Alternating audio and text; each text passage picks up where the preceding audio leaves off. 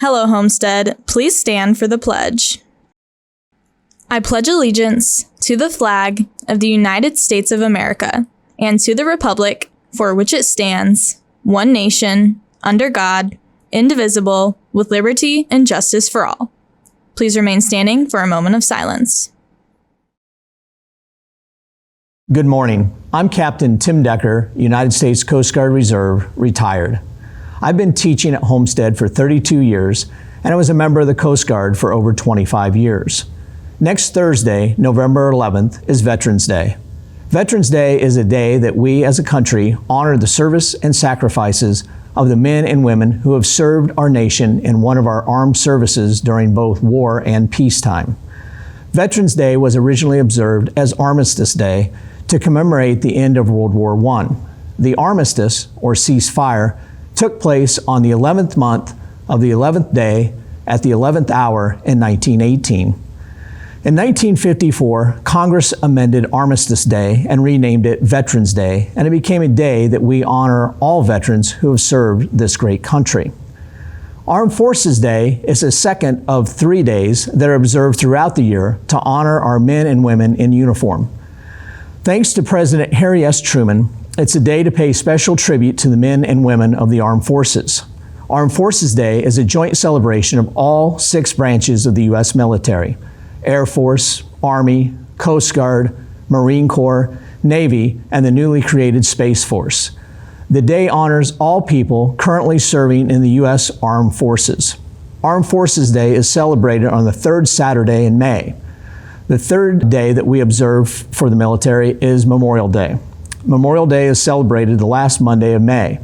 It is a day that we honor those who made the ultimate sacrifice to our nation and died defending our principles and values that have made us the greatest nation on earth. Many of you have relatives, neighbors, and others that you know who at one time or another have served in the United States Armed Forces. We have several teachers at Homestead who have served or currently serve our country. Dr. Price, a graduate of West Point, served as an Army officer. Mr. Lyons served in the Army in the 1970s. Mr. McNeil served in the Army National Guard for 8 years and attained the rank of sergeant. Mr. Stevenson retired from the Navy as a senior chief petty officer after 20 years of service. Mr. Holtzclaw retired from the Army as a sergeant first class with 20 years of service. Mr. Schnars currently serves in the Air Force Reserve and is a senior airman. Each one of these individuals had made sacrifices of their time and talents to support and defend the principles of democracy.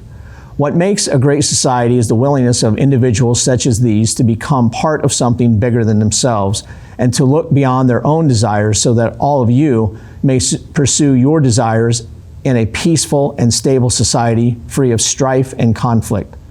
Those that choose to serve don't do it for the recognition or praise, but more often see their service to the country as an honor and a privilege, as they are the guardians of our democratic values and processes.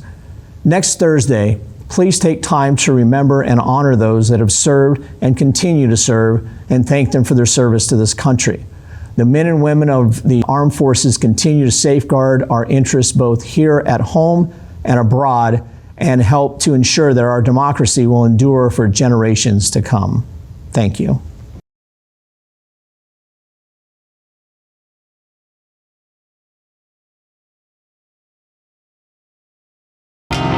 From Homestead Media, this is HHS In Depth.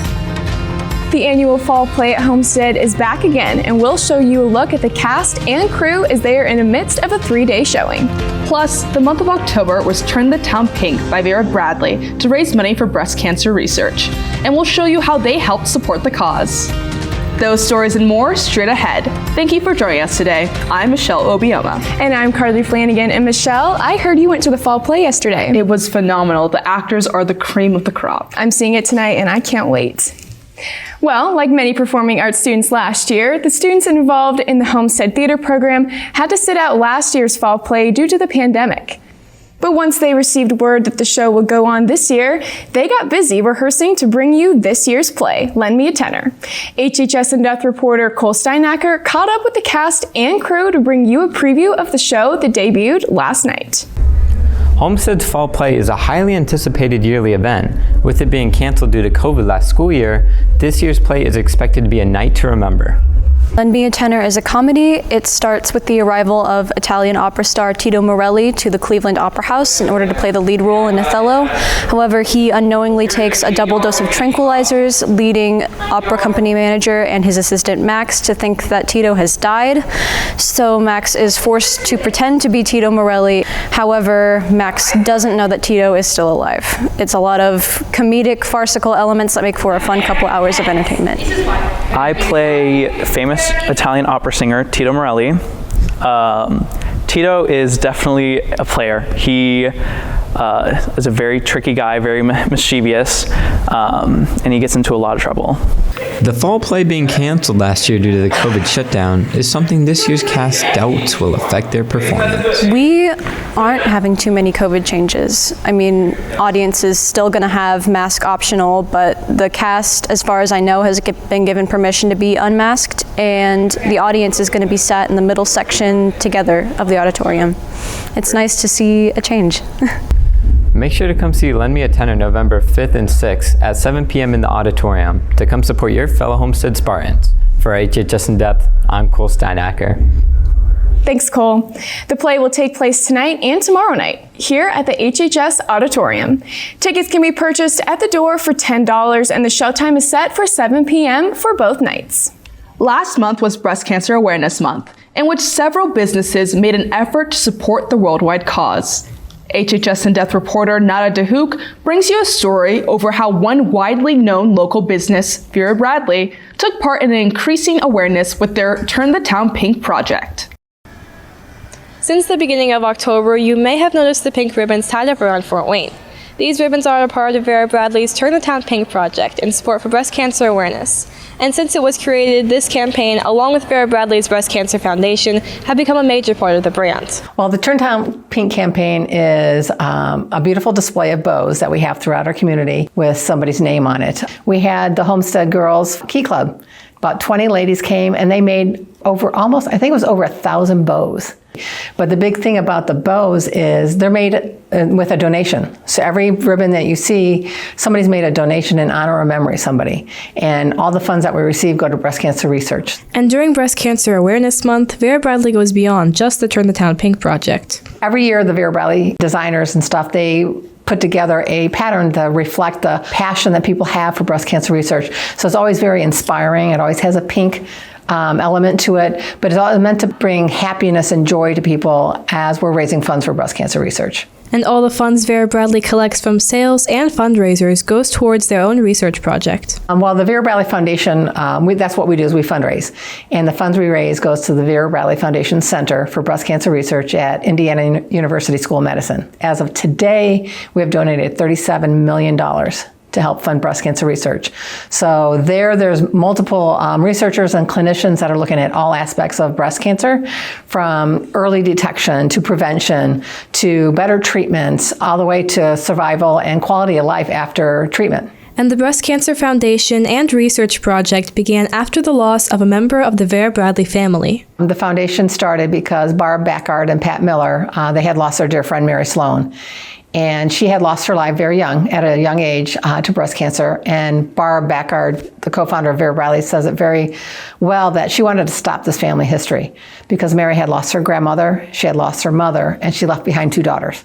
And she was determined that these 2 young girls were not going to have to face breast cancer like her mother and her grandmother and great-grandmother did. And even though Breast Cancer Awareness Month has passed, there are still so many ways for students, teachers, and the community to get involved. Whether that is by donating, raising funds, or wearing Vera Bradley colors in support for breast cancer awareness, every person can support in some way. Reporting for HHS In Depth, I'm Nada Dahouk. Halloween is in the rear view mirror, but it doesn't mean your outdoor activities are over with. I'll let you know if this is a good week to get outside before our clocks roll back tomorrow night, leading to the sun going down an hour earlier, starting Sunday. I'll be back a little later to tell you all about the first weekend of November.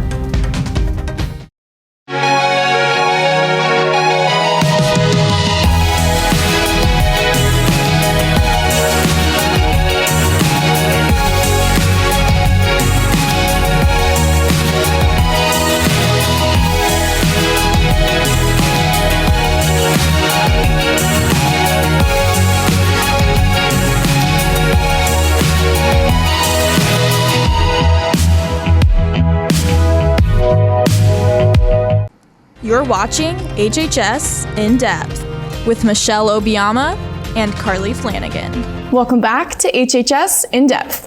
Need help filling out the FAFSA? College Goal Sunday takes place on November 7th at Ivy Tech in Fort Wayne from 2 to 4 p.m. This event is for all seniors planning to go to college. You do not need to be going to Ivy Tech to attend this event. Bring your driver's license, social security number, and 2020 tax information. And your family will be able to sit down with a financial aid representative and completely fill out the FAFSA on this day.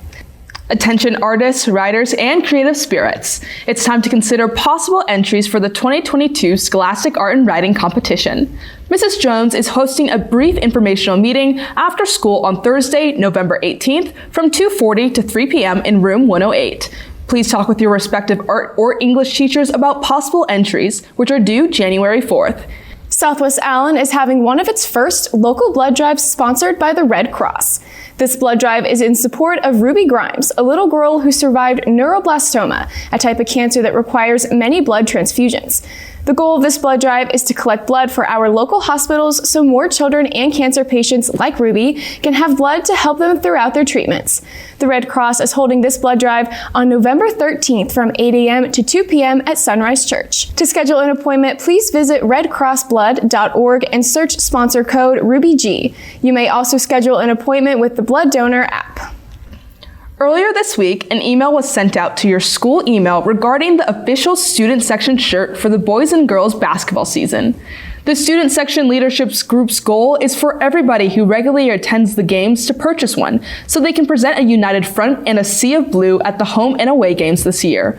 The shirts are long sleeve, Nike dry fit material, and come in both men's and women's options. The last day to buy those using the link in the email is today. Be sure to get yours now. The HHS speech and debate team competed in the Women's Words Matter Speech for Success speech and debate competition over the weekend at Westfield High School. This event was an all-girl competition designed to encourage girls to lift each other up through speech. Congratulations to Madeline Fong, who took first place in varsity congressional debate, Michelle Obiama, who took second place in varsity congressional debate, and Malia Singhavi, who took first place in varsity discussion. Congratulations to you, Michelle. Thank you so much, Carly. Attention girls cross-country runners and any other girl who plans to run distance for the track team this spring. Winter training starts on Tuesday, November 9th. Plan to meet at door 26 at 3 p.m. and also be prepared to run outside. If you cannot attend on Tuesday but would like to continue to receive updates regarding winter running, contact Coach Behrens at the email shown here. And now here's a look at the clubs taking place at Homestead over the next week. K-Pop Club meets today after school in room 924. Young Progressives meets today from 2:45 to 3:30 in room 614, Mrs. Smith's room. All political viewpoints are welcome and snacks will be provided. Chicken Nugget Club will have a brief meeting today right after school in room 208. This is a very important meeting, so please plan to attend. The next meeting will be Friday, November 19th, right after school for a Thanksgiving celebration. The Environmental Club's next meeting is Monday in Mrs. Merkling's room 206. Please be sure to bring cold weather gear as they plan to go out to the Environmental Center. Other clubs meeting over the next week include Basket Weaving Club, which will meet Monday from 2:45 to 3:30 in room 204, Miss Lamont's room. Biomedical Science Club will meet next Wednesday, November 10th, after school from 2:45 to 3:15 in room 215. Rick Smith, who works in digital surgeon learning, Zimmer Biomed, will be speaking. He'll display the virtual reality technology used to train surgeons. Please note, the following Wednesday you will be going to St. Francis to visit the cadaver and exercise physiology labs. Transportation will not be provided. See or email Mrs. Behrens for an informational sheet and a waiver form for the cadaver lab. And calling all coders, graphic designers, digital artists, and story writers. Head to Homestead's Coding Club to help make a game. The first meeting will be spent brainstorming, organizing, and planning to design their own code and games. They'll be meeting on Wednesday, November 17th in room 516, Mr. Schnarr's room. Sophomore year is a transitional year for students, with academics becoming even more meaningful to your educational future. To learn about some tips to help you get focused during your 10th grade year, here's HHS in-depth reporter Yoonji Chae. Freshman year is the year that high school students adjust themselves to a new environment. On the other hand, sophomore year is the year for students to start focusing academically and determine the path they would like to take as their first big step towards their future. Here are some tips for sophomores for an easier way towards success in their second year of high school. Number 1, start taking your grades seriously. Colleges and other institutions love to see that you put your best effort in academic performances. Colleges can only see your score from freshman through junior year, and it is important to display that you were a dedicated student in high school. Number 2, take your time to read the course description guide located on the Homestead High School website. According to a counselor, students who plan ahead and take their core requirements for graduation as sophomores and juniors tend to have more opportunities in their senior year. If you have any questions or concerns, reach out to your counselor. Number 3, start preparing for standardized testing such as PSAT and SAT or ACT. It is important to start preparing early since it is not something that you can study for a day and get a good score on. It takes time and many practice opportunities. When you have an opportunity to take practice tests, many upperclassmen and counselors recommend that you take one. Number 4, take opportunities for AP and dual credit courses. You can earn college credits as well as a 1-point GPA boost. Depending on your score you get from the national exams, you might not have to take certain courses in college, and even more, you might be able to get into college as a sophomore instead of a freshman. And number 5, it is important to challenge yourself, but make sure you don't get overwhelmed. Too much stress is toxic to your physical and mental well-being, which should be your number 1 priority in life. Sophomore year is important for students to start brainstorming ideas for their future. Sophomores, make sure to pace yourself and take your time. Reporting for HHS In Depth, I'm Yoonji Chae. Thank you, Yoonji. Homestead's beloved coffee bar is back in action. Although they had quite a sporadic run last year, FCCLA hopes to return back to its normal routine. The biggest obstacle we ran into this year was just trying to open and be able to sell stuff while making it all prepackaged. So typically we would brew coffee in our little shop and then pour it into cups and serve it. We're not allowed to do that anymore this year. Not allowed to serve anything that's not prepackaged, but we've been able to find coffee and other beverages and snacks that are prepackaged. So I think we've been able to overcome that. It was definitely hard trying to rearrange the menu so that we could still sell things without making them here in the coffee bar. With new regulations to the items that the coffee bar will be able to sell, the student body can expect some new and old favorites. Well, we have a lot of Pop-Tarts like we did in the previous years. We also have like bottled drinks like iced coffee in a can and just other different like drinks and snacks. We have more like juices and that kind of thing. We don't have the coffee that we make, but we have some iced coffee, like some of the Starbucks iced coffee and that kind of thing. The workers at the coffee bar encourage Spartans to swing by to grab some snacks and have some friendly conversation. I think the coffee bar is just like a really fun place to be in the mornings. Like also if you're just wandering around, you don't really know what to do, you can just come here because everyone's like really nice and just talks to people, and of course you can grab a snack if you want. Just a good time. I think coffee bar is great if you maybe forgot something or like want an extra little snack throughout the day. You can get that here in the morning and then take it with you throughout your classes. But coffee bar is also a great way to get, maybe if you didn't eat breakfast, come here, get a coffee, get a granola bar, anything that you might need. We serve a pretty big array of what students might need on a normal day. If you have any free time in the mornings or just need a morning pick-me-up, be sure to stop by at the coffee bar before school. They'll be open every morning from 7:15 to 7:35 in the concession stand by the cafeteria. Thanks, Michelle. This week was definitely a cold one, and a warm coffee was needed each morning this entire week. I'm curious if these cold temperatures are here to stay. Luke Garrett joins us now to answer that question. Thanks, Carly and Michelle. For your weather today, it'll be sunny and clear when school gets out, but tonight we'll get to a bone-chilling low of 31 degrees. So keep that in mind if you have any outdoor plans this evening. As for the weekend, you can't ask for much better weather than this for November. Tomorrow is looking to be a great day, mostly sunny skies all day long with a high of 54 degrees, much better than last weekend. But if you like Saturday, take a look at Sunday. Once again, the sunny skies are out all day long, but the temps will be up into the low 60s. Definitely a rare occurrence for this time of year. But you will want to enjoy it as soon as you can, because with clocks falling back overnight Saturday, the sun will be setting at 5:29 p.m. Will these beautiful days continue into next week? I'll be back a little later with a 7-day planner. All right, thank you, Luke.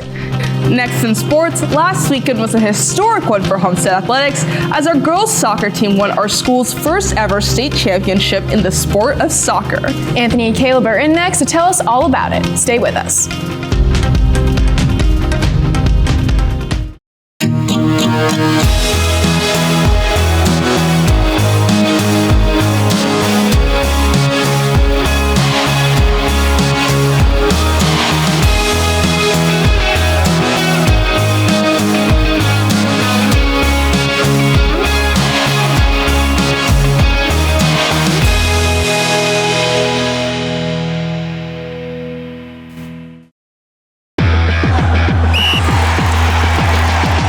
Welcome back to the Locker Report. I'm Anthony Gary. This past week wrapped up all of fall sports of Spartan Athletics, and boy, was it exciting. But before we get into the action, a team that doesn't get enough recognition here at Homestead is getting set to compete in their state competition tomorrow. This team is the competitive cheer team. Just like Homestead's hockey or lacrosse team, competitive cheer is technically not an official IHSAA sport. And although competitive cheer sounds similar to cheerleading seen at football and basketball games, the two couldn't be more different. Competitive cheer is when we perform a 2-minute and 30-second routine in front of judges at a competition, and we compete against multiple other schools. We have to have certain criteria in our routine, and then they judge us based on our difficulty and execution. Cheerleading competitions are seemingly a combination between gymnastics and dance competitions, and they result in a very busy and competitive day. The competitions are like very eventful. We warm up, we compete, we watch the other teams, and we just have fun as a team together. At competitions, we have a certain time that we go, and basically we get about 15-20 minutes to warm up, and then we have to go and perform. We only get one chance, and then we watch the other teams, and then at the end we have awards and they announce who won. Homestead's cheer team has 13 girls on it, and each person on the squad has their own specific role with a specific purpose to help do and pull off stunts. So in the routine, I am a base, which means I lift up the flyer, but then the rest of us as a team, we stunt, tumble, do pyramid, jumps, cheer, and dance. I am a front spot. I help the bases and the flyer and the back spot as much as I can, and I'm also a flyer for the baskets, and I also tumble as well. 2 weeks ago, the girls competed in the state qualifiers and made it to state. Now they're focused on state tomorrow as they try to bring home the hardware. I just hope that we hit 0 deductions, which means that nothing falls, no one touches down, and we all just have a fun time. I really hope we just hit our routine, which means pretty much nothing goes wrong. Scores will be scores, and we'll place what we place, but I really just want us to be proud of what we put out on the mat. These girls put in the hard work every single day at practice, so make sure you wish them all good luck at state tomorrow. And last week, 3 sports competed, but it was all centered around the girls' soccer team and their trip to state. Saturday morning, the girls boarded the bus and were escorted out by friends, family, and the fire department on their way down to Indy. 4 p.m. and it's showtime. The Spartans take the field with downtown Indianapolis hanging over the stadium. Now here's Caleb Wood with the game. The stakes are high in Indianapolis as the #1 ranked Homestead girls soccer team takes on Carmel for a rematch of their 2018 game where they fell short of the Greyhounds. Getting things started still pretty early in the game, Sophia Citrone sets it up for Amelia White, and she takes over and gets the goal for the Spartans, an early 1-0 lead. Now check out this save by senior Madison Rauch. The Spartans keep it 1-0 after the first half. Second half, it's Madison Morris to Sydney Couch, who takes the shot and it's in off the goal. However, Carmel trying desperately to get on the board, and they do here with less than 9 minutes left in the game. Time winding down, the Greyhounds are looking to tie things up. A corner kick from Carmel looks good, but once again, Madison Rauch takes it down. The game-winning save, and the Homestead Spartans take home the 2021 Girls Soccer State Championship.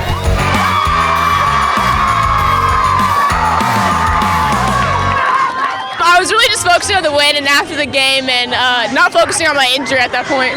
I mean, going undefeated is one of the most amazing feelings ever. Winning state, obviously, big goal, and I can't believe that we did it, and I am beyond absolutely proud of this team and everything that we've done. It was just amazing. Overwhelming amount of feelings, and just seeing it go in the back of the net, it was just like we had it, and knowing that we were going to win the rest of the game. It felt incredible. I knew she could do it. I knew there was a gap in the middle, and I trusted her to put it in, and she did. It feels great. I got my revenge, and I told them that we would be back next year, but I mean, 4 years later, we did it, so it feels great. The girls soccer team started the season ranked 4th in the state. They were expected to be good, but they proved to be elite. Every game this year was won outright for a final record of 22-0. This year, they outscored opponents 103-11. The girls' soccer team wasn't the only Homestead sport that defied preseason expectations. On Saturday, the girls' cross-country team placed 6th at the state meet, their best since 2016. Sophomore Addison Canablo finished 5th place in the state with a time of 18:18. Elise Peckinpah finished 56th, Lexi Goebel finished 65th, and Lauren Saddington finished 75th. Preseason, the Homestead girls were ranked 15th in the state, and they finished 6th. Congratulations to the team on an incredible season. The football team lost in sectionals last Friday to rival Carroll 21-0. The boys ended the season with a 6-4 record. And with that, the fall sports season is over. Congratulations to all of our teams and their accomplishments this year. Some of the big accomplishments include our girls golf team finishing as state runner-ups, our boys and girls cross-country teams winning regionals together for the first time in school history, the girls cross-country team again for their remarkable 6th place finish, and of course the soccer team for their whole season and state title.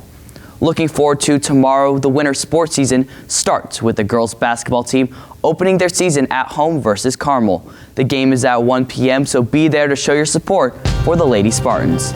For the Locker Report, I'm Anthony Gary. Make sure you follow the Locker Report on the social media handles below. Have a great weekend. Luke will have a final check of the weather when we come back. Next week on HHS In Depth, reporter Cora Shaw informs us about Mr. Beer's Travel Cafe and why he does it to raise money for his clubs and travel writing class. Catch this story and more next week on HHS In Depth. If you like Saturday and Sunday's forecast, you're going to love the first few days of next week. Monday and Tuesday, we'll see sunny skies and temps into the low 60s each day. Unfortunately, things cool down midweek, and with more clouds rolling in on Wednesday, you can expect rain showers on Thursday. Both Wednesday and Thursday cool down with a high in the mid-50s each day. So be sure to enjoy the next few days outdoors before the cool down comes back in the middle of next week. Carly, Michelle, back to you. All right, thank you, Luke. And thank you for watching today.